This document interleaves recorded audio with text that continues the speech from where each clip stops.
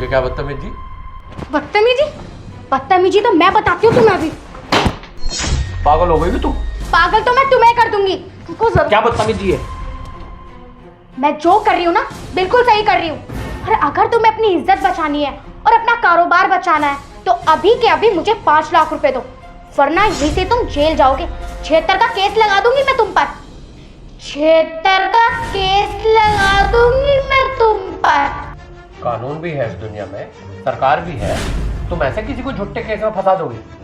सरकार भी है, कानून भी है, लेकिन जब तक ये दोनों आएंगी ना, जब तक तुम्हारी इज्जत की धज्जियां उड़ चुकी होंगी और तुम कटोरा लेकर ना सड़क पर आ चुके होंगे। और सुनो मिस्टर, ये हिंदुस्तान है और यहाँ का कानून इतना फ्लेक्सिबल है कि जिंदगी लग जाएगी ये साबित करने में कि मैंने तुम्हें झूठे केस में फंसाया है। ऐसा नहीं हो सकता, कानून नाम की भी कोई चीज होती है। मैं मानती हूँ कि कानून है, लेकिन एक बार ना जंगल में भैंस भागती हुई जा रही थी। उसे रास्ते में लोमड़ी मिली। लोमड़ी ने कहा, अरे तुम ऐसे क्यों भाग रही हो? तो भैंस ने बोला, अरे जंगल में ना हाथी पकड़ने वाले लोग आए हैं। तो लोमड़ी ने बोला, तुम हाथी थोड़ी ना हो, तो ऐसे क्यों भाग रही हो? तुम्हें थोड़ी ना पकड़ कर ले जाएंगे। तो भैंस ने बोला, बहन ये हिंदुस्तान है, ये मुझे भी पकड़ कर ले जाएंगे और साबित करने में मुझे पूरे 20 साल लग जाएंगे कि मैं हाथी नहीं भैंस हूँ। तो त्यागी जी, अपनी इज्जत बचाने के लिए मुझे 5 लाख रुपए दे दो। इस कानून के चक्कर में मत रहो, अपने पैसे भी बचाओ और अपनी इज्जत भी बचा लो। और 5 लाख रुपए मुझे दे दो, आपकी इज्जत भी बची रहेगी और आपके पैसे भी। और वैसे भी 5 लाख रुपए देने में आपके पैसों में थोड़ी ना कमी हो जाएगी। और अगर आप पैसे नहीं दोगे तो ना तो आपकी इज्जत रहेगी और ना ही आपके पास पैसा रहेगा। आप कटोरा लेकर सड़क पर आ जाएंगे। किस चीज का बदला ले रही हो तुम मुझसे?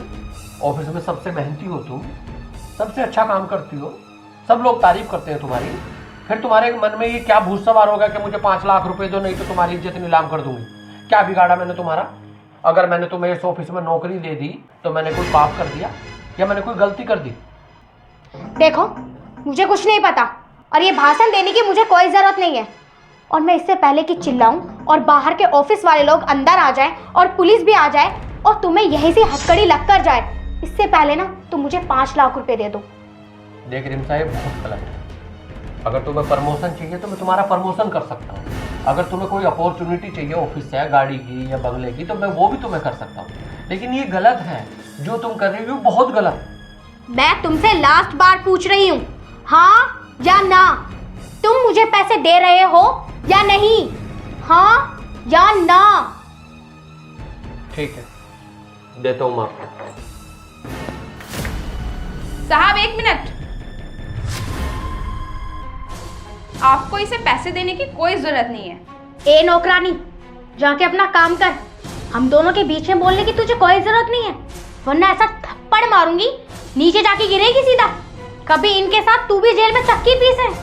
थप्पड़ तो पता नहीं किसके लगेगा और कहाँ कहाँ लगेगा। और रही जेल में चक्की पीसने की बात, अब तुम यहाँ से जेल जाओगी। और अभी ये जो तुम्हारा नंगा नाच चल रहा था ना, कभी फाइल फेंक के दिखा रही हो, कभी जैकेट फेंक के दिखा रही हो, कभी टोप उतार के दिखा रही हो, और क्या कहानी सुना रही थी तुम सर को भी कि हाथी भाग रहा है, शेर भाग रहा है, भैंस जा रही है। ये तुम्हारा सब ना मैंने इस फोन में रिकॉर्ड कर लिया है। और अब पुलिस तुम नहीं, पुलिस मैं बुलाऊंगी और ये वीडियो दिखाऊंगी। और जब तक पुलिस आए तब तक तुम भी एक बार ये वीडियो देख लो।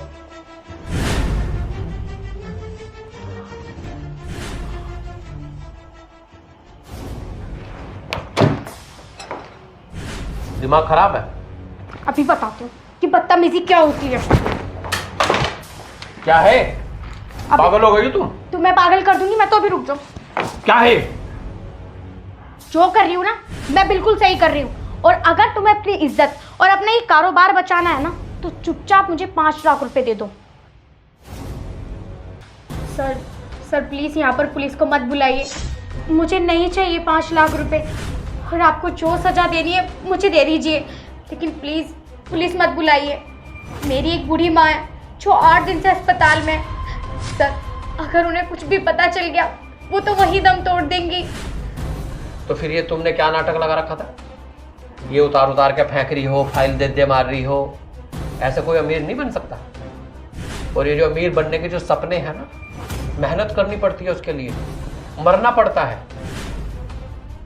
मरने जितनी मेहनत करनी पड़ती है आदमी को बड़ा बनने में, पैसा कमाने में, और तुमने कौन सा तरीका अपनाया। और क्या कह रही थी कि त्यागी जी कानून के चक्कर में मत पड़ो, भगवान भी है ना। देख नौकरानी ने वीडियो बना ली, इत्तेफाक से ही पानी लेकर आ रही थी, इसने देखा ऑफिस में नंगा नाच चल रहा तो उसने वीडियो बना ली, और ये भगवान ने उसके दिमाग में डाला। सच्चाई कभी नहीं छुप सकती और झूठ कभी नहीं चल सकता। हाँ, मैं मानता हूं सच सामने आने में दिन, 2 दिन, 4 दिन लग सकते हैं, और सच कभी नहीं छुप सकता। जिस तरह की तुमने मेरे साथ बदतमीजी की, मैं उसको नहीं इग्नोर कर सकता, नहीं भुला सकता भाई मैं। तुम पुलिस को फोन करो और तुम यहीं से जेल जाओगे। सर प्लीज़ मुझे माफ़ कर दीजिए, प्लीज़ सर पुलिस को मत बुलाइए। मैं आपके पैर पड़ने के लिए भी तैयार हूँ, पूरी ज़िंदगी आपके ऑफिस में आपकी गुलाम बनकर रहूँगी, लेकिन सर प्लीज़ पुलिस को मत बुलाओ, चाहे आप मुझे कभी सैलरी भी मत देना। और रही बात मेरी बूढ़ी माँ की, तो सर वो 8 दिन से अस्पताल में, डॉक्टर ने कहा था कि उनके ऑपरेशन के लिए पूरे 5 लाख रुपए की ज़रूरत है, और मुझे ना कुछ भी समझ में नहीं आ रहा था कि मैं क्या करूं। मैंने अपने घर वालों से भी पैसे मांगने की कोशिश करी, रिश्तेदारों से भी पैसे मांगने की कोशिश करी, मगर मेरी किसी ने कोई मदद नहीं की, और मुझे कुछ समझ नहीं आया। तो मैंने सोचा कि आपके साथ ये सब करूंगी तो शायद आप मुझे 5 लाख रुपए दे देंगे, लेकिन मेरी किस्मत खराब थी, जो मुझे ये सब करते हुए नौकरानी ने देख लिया और मेरी वीडियो बना ली। सर प्लीज़ मुझे माफ़ कर दीजिए, आप मुझे ना सही लेकिन मेरी माँ के लिए मुझे माफ़ कर दीजिए प्लीज़ सर।